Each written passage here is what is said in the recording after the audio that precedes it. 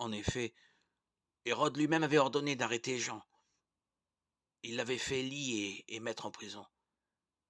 Hérode agit ainsi à cause d'Hérodiade, qu'il avait épousée, bien qu'elle fût la femme de son frère Philippe. Car Jean disait à Hérode, il ne t'est pas permis de prendre la femme de ton frère. Hérodiade était furieuse contre Jean et voulait le faire mourir, mais elle ne le pouvait pas à cause d'Hérode. Hérode craignait Jean, car il savait que c'était un homme bon et saint, et il le protégeait. Quand il l'écoutait, il était très embarrassé, pourtant il aimait l'écouter. Cependant, une occasion favorable se présenta pour Hérodiade le jour de l'anniversaire d'Hérode.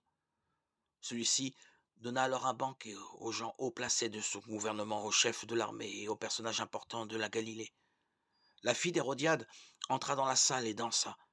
Elle plut à Hérode et à ses invités. Le roi dit alors à la jeune fille, « Demande-moi ce que tu voudras, et je te le donnerai. » Et il lui fit ce serment, « Je jure de te donner ce que tu demanderas, même la moitié de mon royaume. » La jeune fille sortit donc et dit à sa mère, « Que dois-je demander ?» Celle-ci répondit, « La tête de Jean-Baptiste. » La jeune fille se hâta de retourner auprès du roi et lui fit cette demande.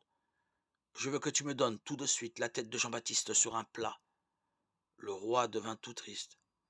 Mais il ne voulut pas lui refuser à cause des serments qu'il avait faits devant ses invités.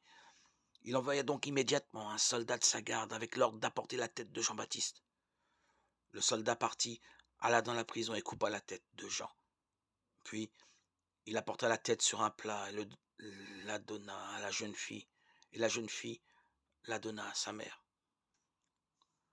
Quand les disciples de Jean apprirent cela, ils vinrent prendre son corps et le mirent dans un tombeau. Marc 6, 17-20.